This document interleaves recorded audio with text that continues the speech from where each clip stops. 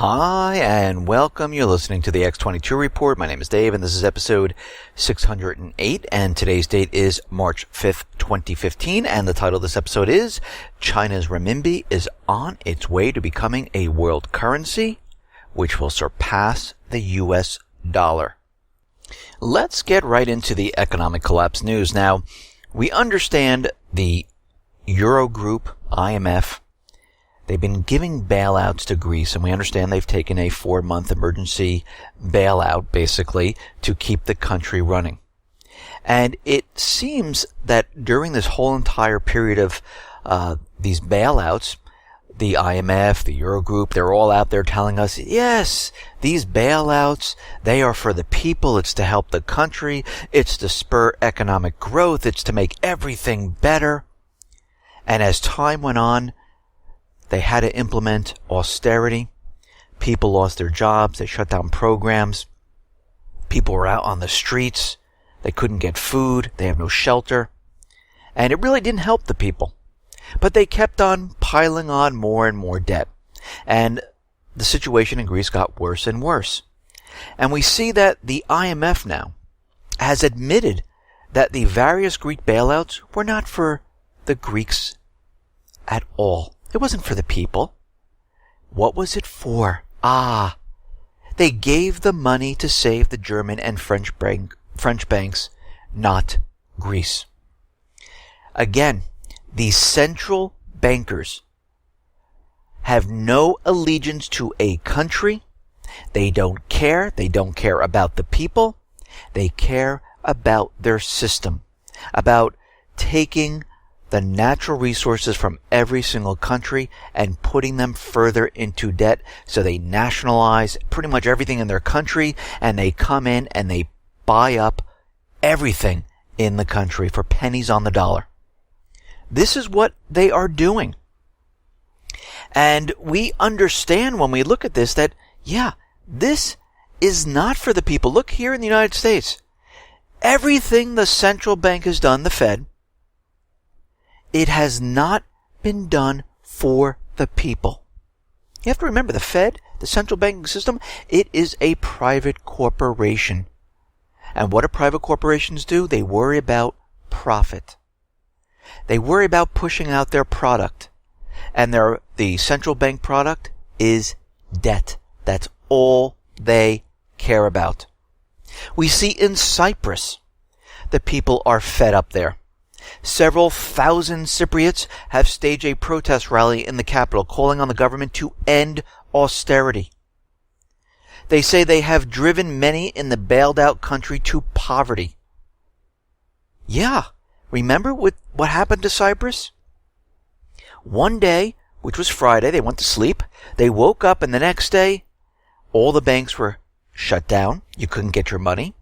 And the government officials said, hey, listen, we're only going to take about 8% of your money. But don't worry, we're going to give you worthless bank stock, and we'll replace your money with the worthless bank stock because the banks are insolvent. So don't worry about that, okay? And then they said, oh no, it's only going to be about 12%. We're only going to take 12%. And then all of a sudden we find out they've taken 47% of the people's money.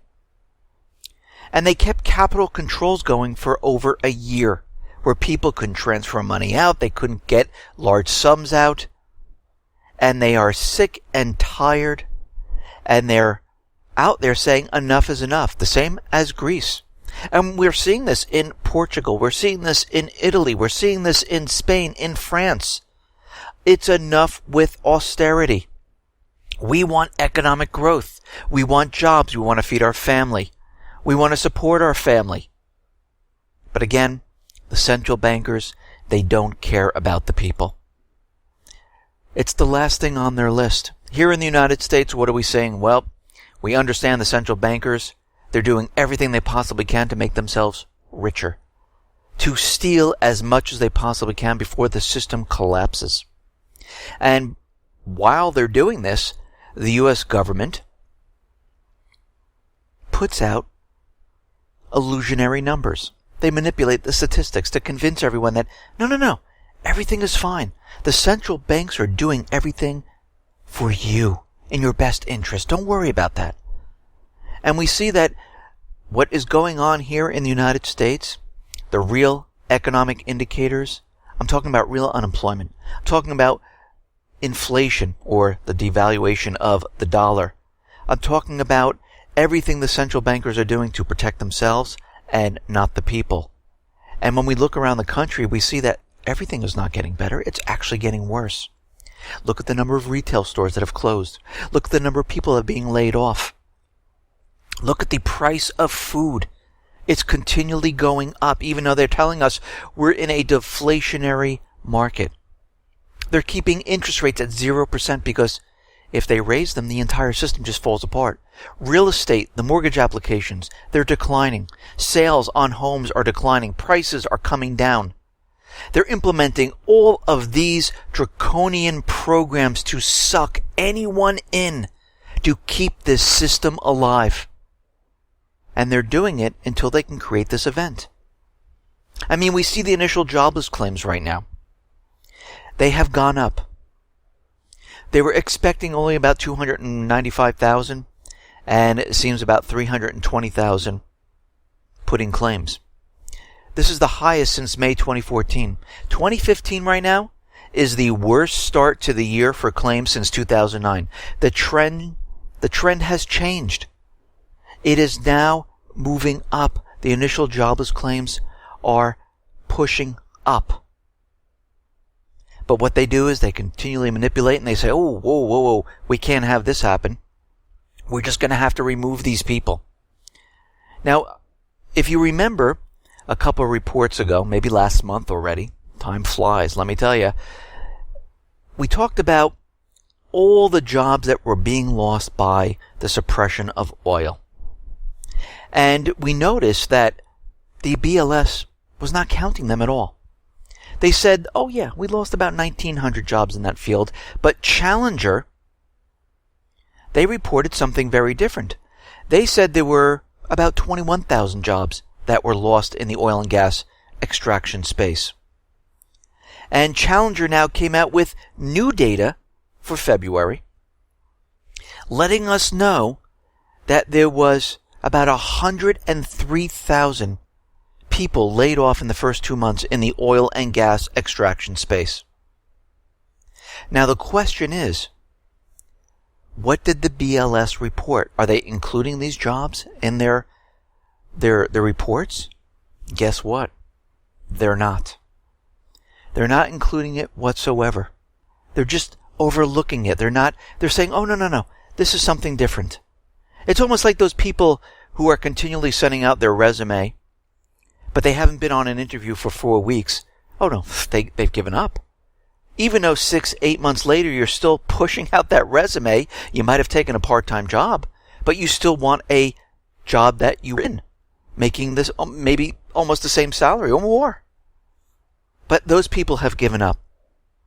And we know with the unemployment, they count part-time job as a full-time job. And if you get laid off as a part-time job, they really don't count you unless you were working a certain number of hours and receiving a certain number of dollars. So the whole thing is rigged to convince us that we're in a recovery. And when we look at the graph and we look at what's going on here, I mean, we don't see them counting these jobs whatsoever. I mean, last month, Challenger said there was about, 28,000 or 30,000 jobs. They counted 1,900.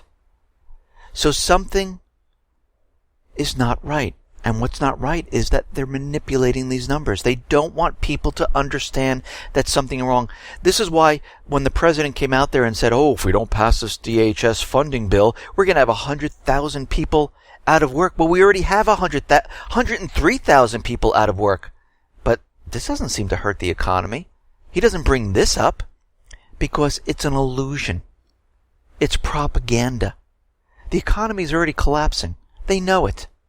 And that 100,000 jobs in DHS was not going to do anything because we're already sliding downward. They just used it to threaten you to have Congress pass the funding. It's a big game.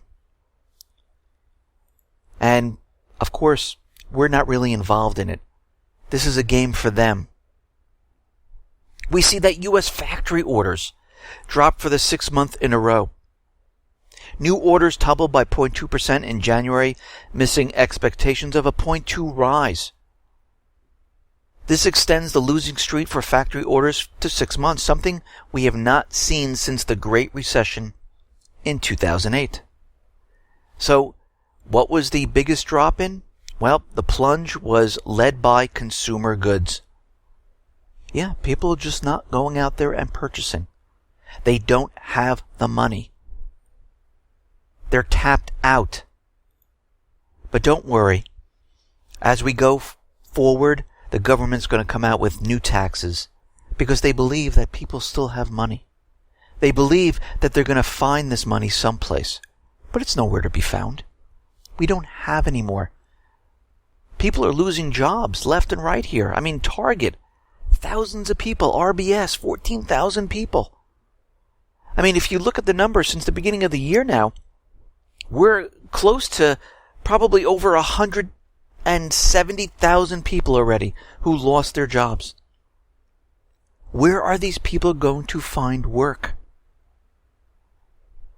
But during all of this, we understand that the United States government central bankers have been placing sanctions on Russia. And of course, Russia pushed back by creating a food ban. And of course, it's hurting Europe. They're having trouble. Food is rotting. And we see that Italy and Russia have been in meetings. And they want to grow their economies together. But again, it's very difficult because the European unions have to really stick together.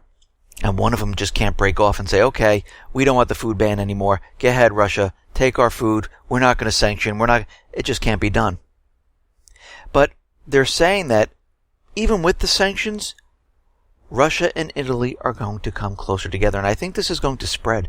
I think a lot of these countries that are hurting, the ones that have a huge amount of austerity, a lot of debt, they're looking for ways of spurring economic growth. And I think it's going to spread once Greece goes ahead and does something that people really don't expect. And I'm hoping they will. I'm hoping that they say, you know what, enough is enough. We can't take on more debt. It's not going to work. Because once we take this debt on, we're going to have to impose austerity and more people are going to be out of work. And then the people are going to get upset and throw out the government. So we better do something at this point. We better exit and look for other alternatives. And once this happens, this will spread. And the Eurozone knows this, and Russia knows this. And this is why they're making contact with all of these nations at this time, because they realize what's coming.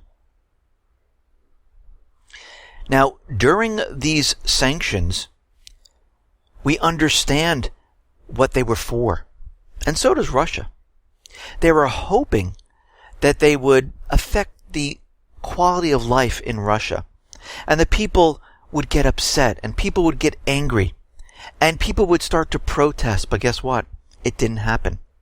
Actually, the opposite is happening. Russia is actually doing a little bit better now after the sanctions than before the sanctions, since they're isolating themselves away from the U.S. and the dollar and creating their own payment system, making deals with other BRIC nations.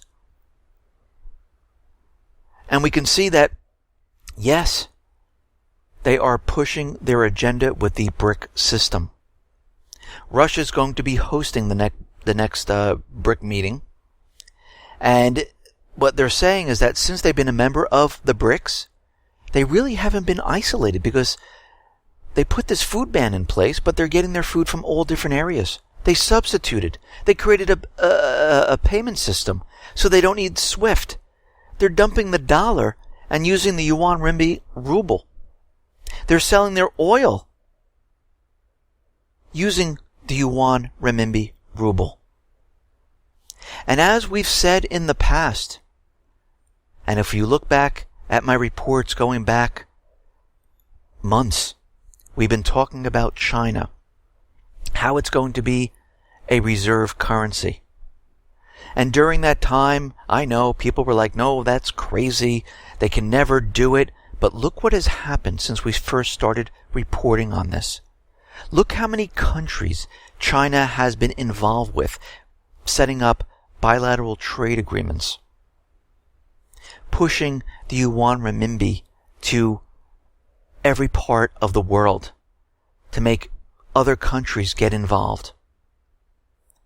I mean, the Chinese, they don't plan to live in a world dominated by the US dollar for much longer. They realize that it is crashing. They even have a billboard in their country, and it says, RMB, new choice, the world currency. They're advertising it, letting everyone know. It is coming. And we have to remember, during this year, the IMF is going to look at it to see if it meets all requirements to become a reserve currency.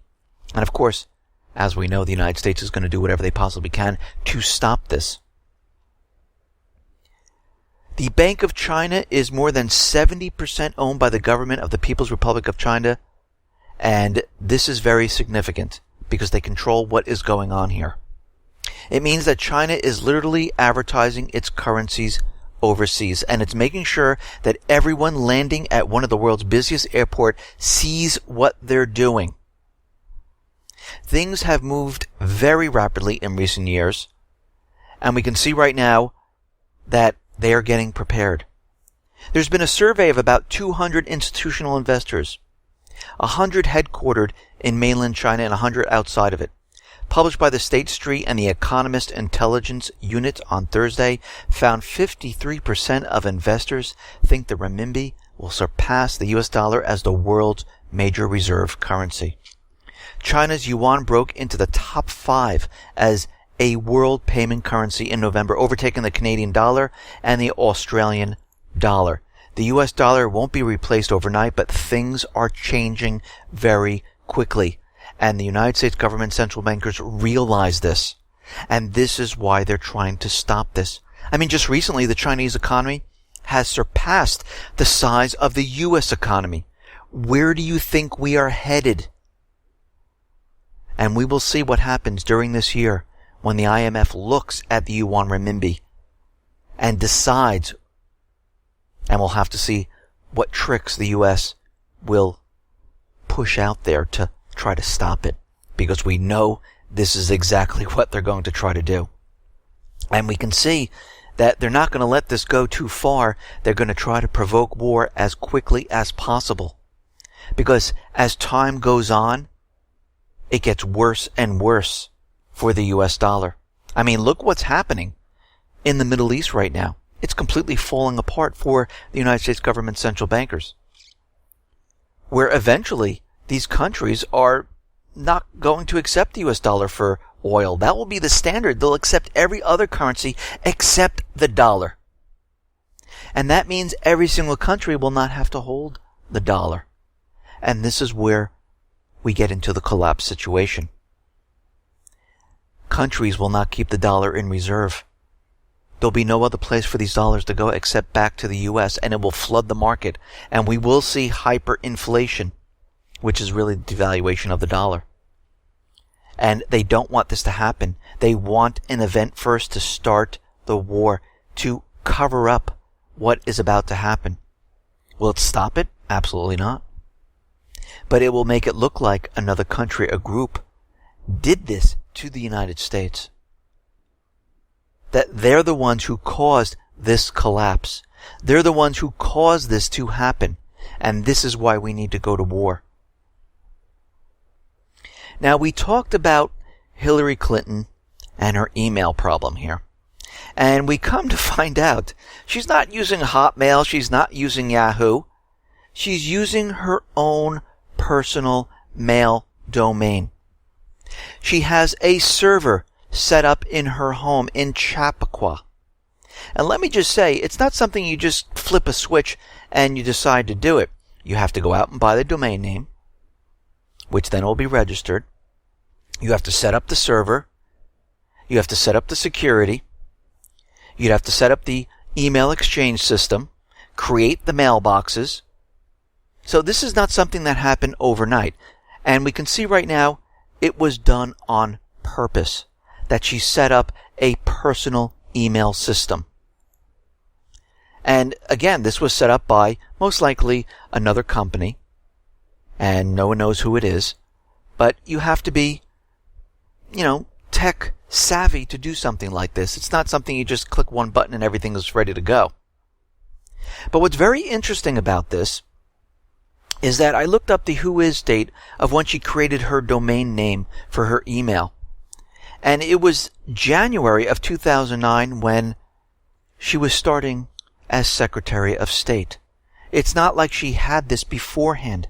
This was put into place on purpose to keep all emails out of the government and private.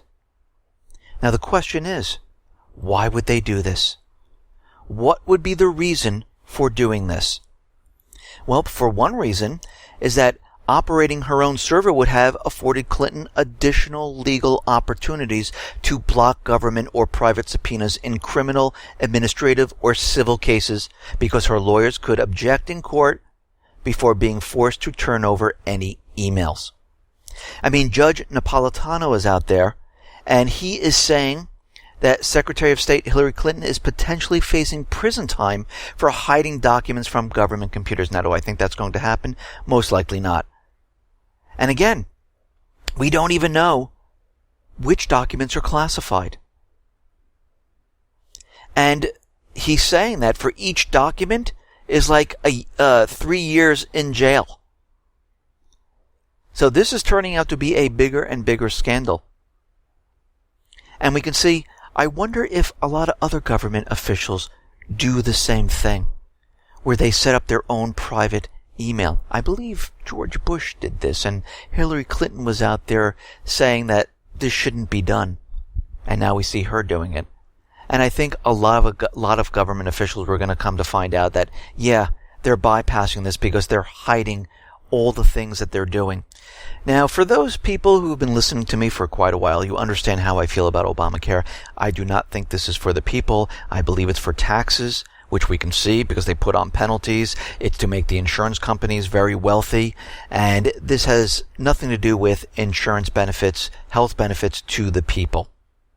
And we can see when Obama first came out, he told us that this is going to be universal coverage. Everyone will be covered 100%.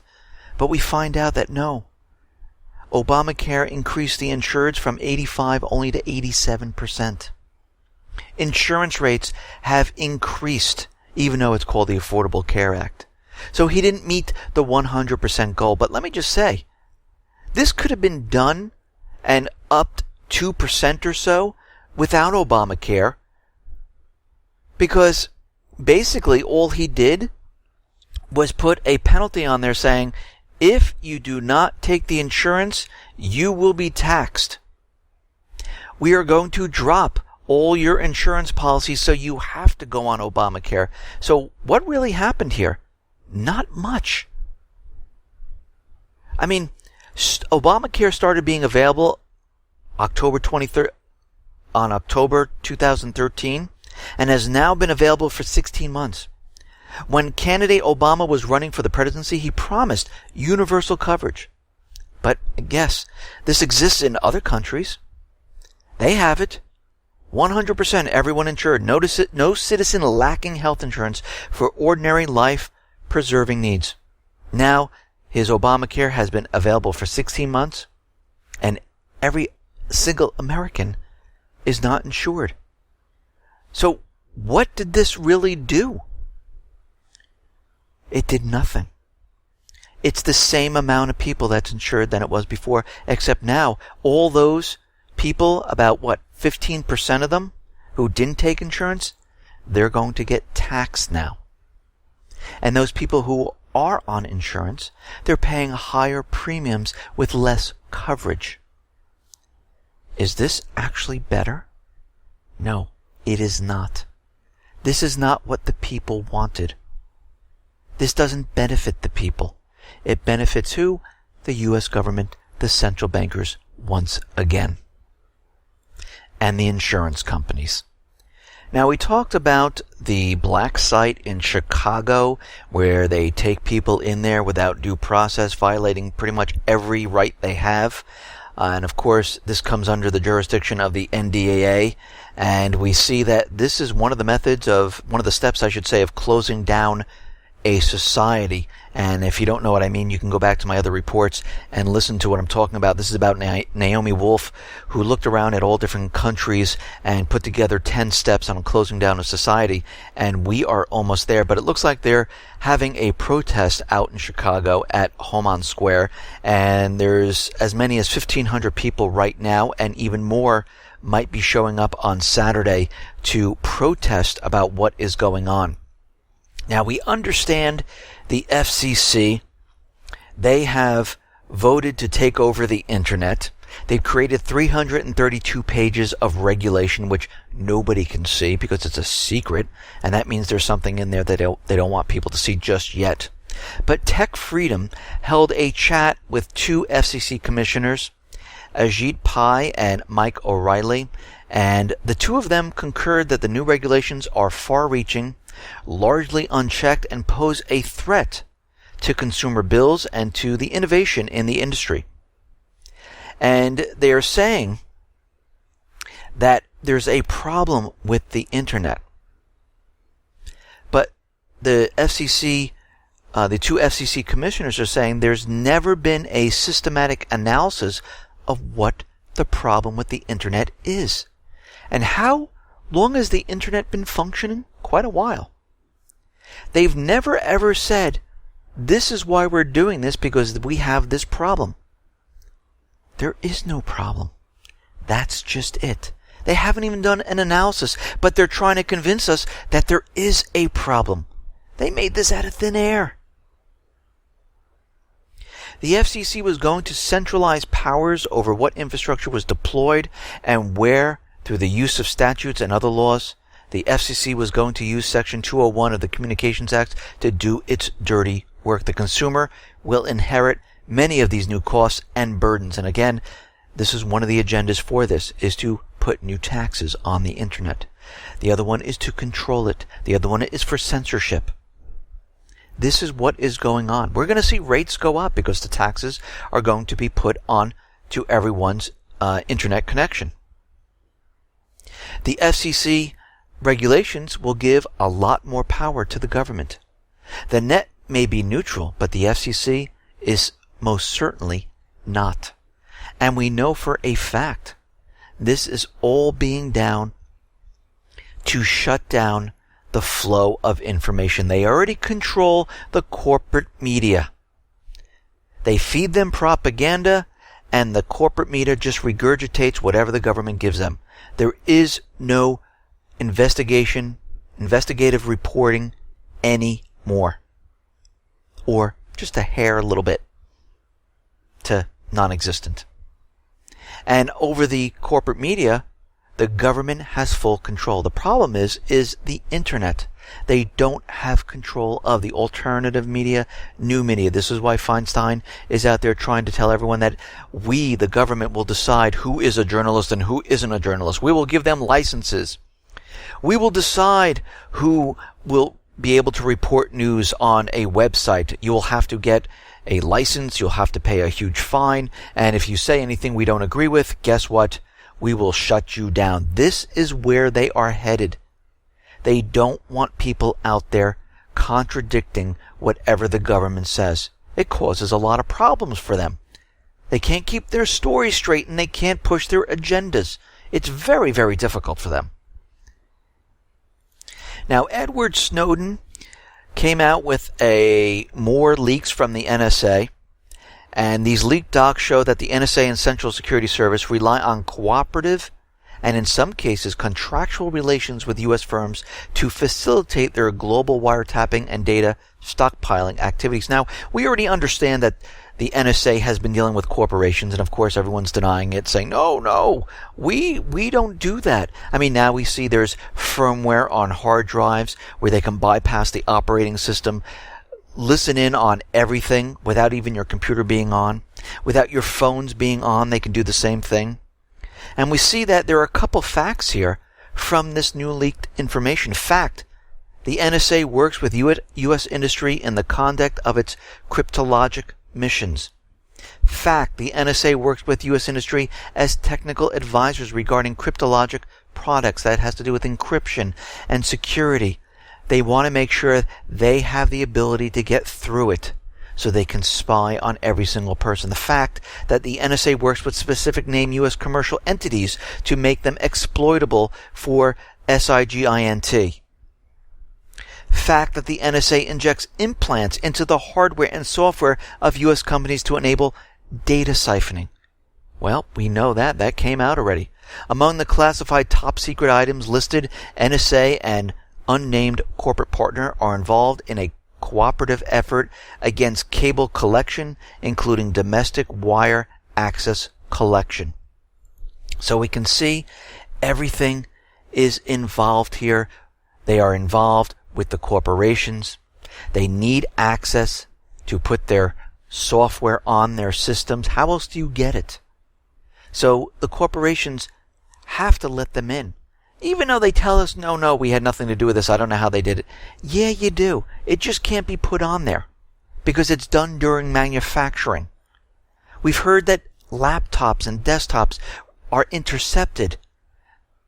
Software is put onto those and then sent out again. The same thing with iPhone and Android phones. So we know for a fact, and from all this information that's coming out, they've been working with all of these corporations. Now, out in Ukraine, we see that they have run out of gas. And they have no alternative right now because they're on a payment system where they have to pay first, get the gas later.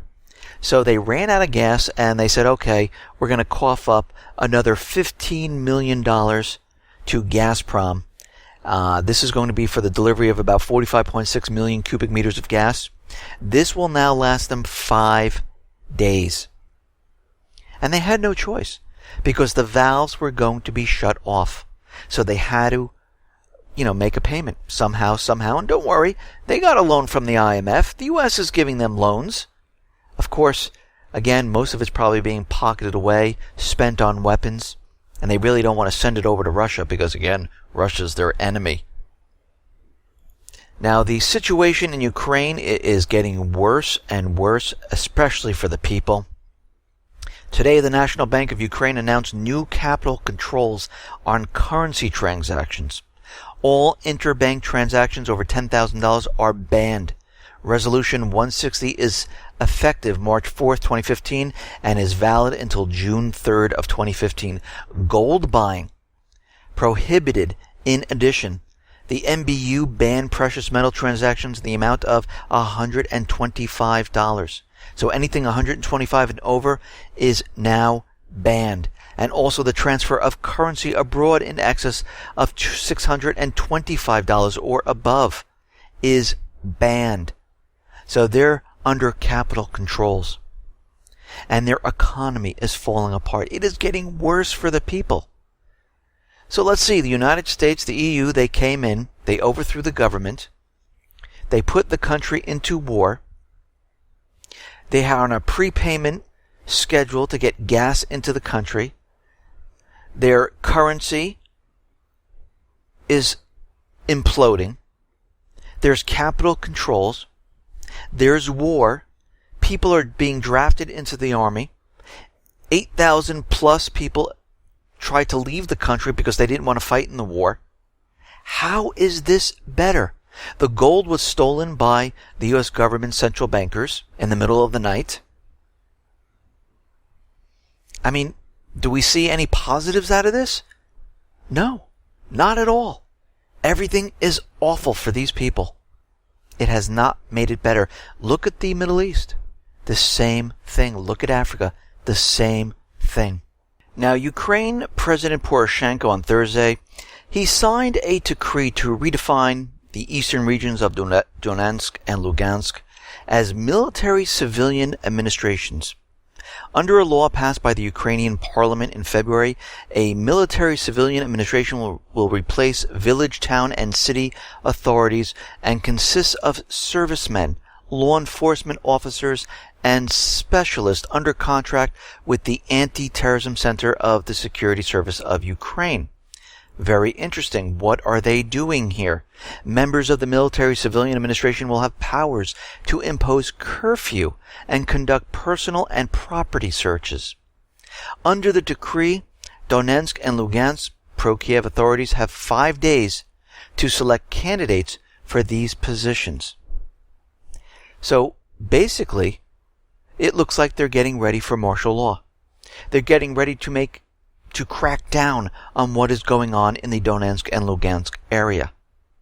And they're changing everything where people can go in and they can arrest, they can search, they can impose a curfew, and it looks like they are getting ready to impose martial law. It might not be tomorrow, but down the line, they are getting prepared for it. Now, there are 2 road bridges over the Strait of Chongarsky, which share the Crimean Peninsula and the Ukrainian Peninsula. And what they did, the Ukrainian forces went out and they mined the bridge. The mining of the current bridge on the road between the border crossing points, as well as mining the old bridge, which really isn't used today, but they decided to mine it. Why would they do that?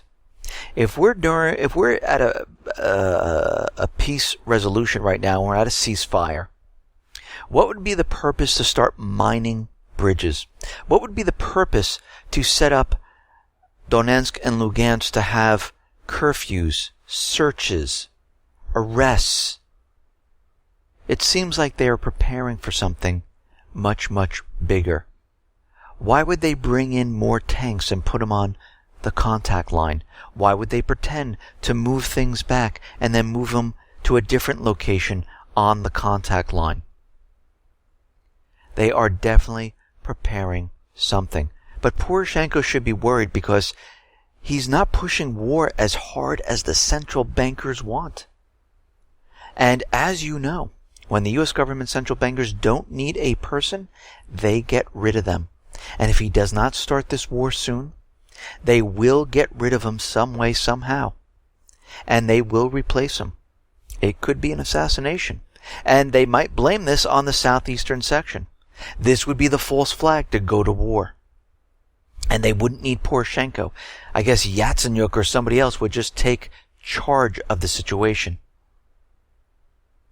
We see that Russia right now is having a drill in Crimea. About 2,000 Russian military personnel from air defense units have begun exercises in the country's south. And again, we understand that NATO is having drills in the Black Sea.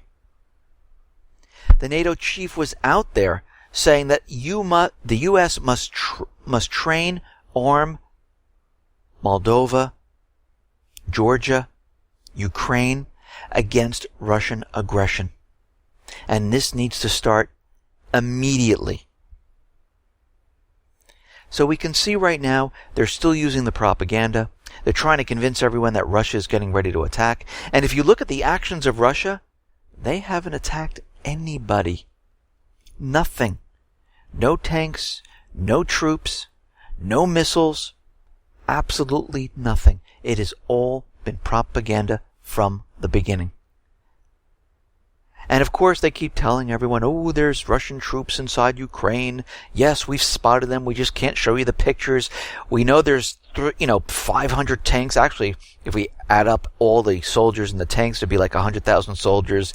There'd be 2,000 tanks already inside Ukraine. And how would you hide all this? You couldn't. And we know from past reports that the U.S. is monitoring the situation with satellites. And believe me, if they saw this, if they saw Russian troops, if they saw tanks, those satellite images would be splattered all over the place to prove that they are in there.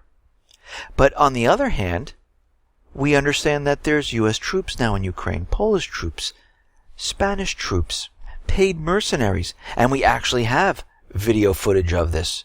We actually know that, and the UK they're all bringing in troops in because they're broadcasting that they're bringing in advisors, which we know are combat military, ready to go troops. And under the Minsk agreement, they cannot be there. They need to leave, but guess what? They don't care. Now, out in the Middle East, we see Yemen is completely falling apart. The Yemen people have stormed the administrative headquarters of Yemen's National Dialogue Conference in the capital of Sana'a, and we can see right now that they are maneuvering and taking over everything they possibly can. And of course, as we know, the puppet president has moved to a different location. And actually, it seems like it's a repeat of Libya, where the puppet government is out someplace trying to convince everyone that they're still in charge. So the Yemeni puppet president is out there saying that everything the people have created, all their decrees and everything, I call them null and illegitimate, because I am the rightful president. No, what happens is when the people of the country take over the country and they kick you out and they take over the government and they start making decrees, they're in charge right now. But Libya, we see the same thing. And it seems like the U.S. government, the central bankers, NATO, the coalition forces, are telling the puppet governments, keep talking, keep saying you're in charge, because we need you to keep doing this, because we need to stall everything until we can get troops in there and regain your puppet power. And we can see this is a stall tactic. We see in Libya right now that 11 oil fields declare force majeure. The people there have taken over the oil fields. And of course, they're saying that they're on fire. They're destroying them.